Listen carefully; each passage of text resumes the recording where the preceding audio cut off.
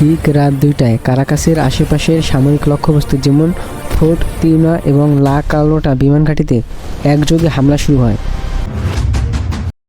150টিরও বেশি যুদ্ধবিমান এই অভিযানে অংশগ্রহণ করেছিল, যার মধ্যে অন্যতম ছিল F-22 Raptor, F-35 lightning II,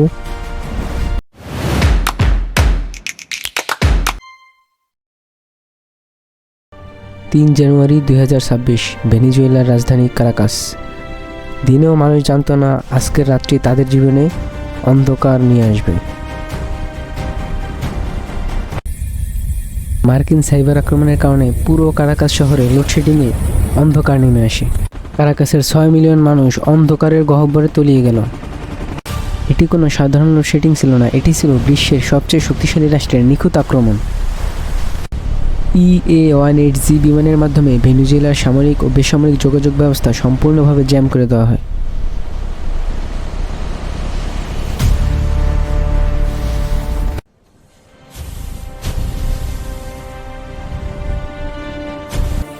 ঠিক রাত 2টায় কারাকাসের আশেপাশের সামরিক লক্ষ্যবস্তু যেমন ফোর্ট তিউনা এবং লা কার্লোটা বিমান ঘাঁটিতে একযোগে হামলা শুরু হয়।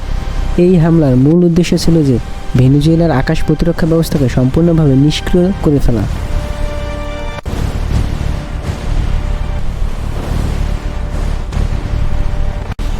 $150টিরও বেশি যুদ্ধবিমান এই অভিযানে অংশগ্রহণ করেছিল, যার মধ্যে অন্যতম ছিল F-22 Raptor, F-35 lightning II, B-1 Lancer, B-21 Raider এবং E-2D হকিস, যার মাধ্যমে সম্পূর্ণ অভিযানের লাইভ চিত্র সব কমান্ড সেন্টারে পাঠানো হয়।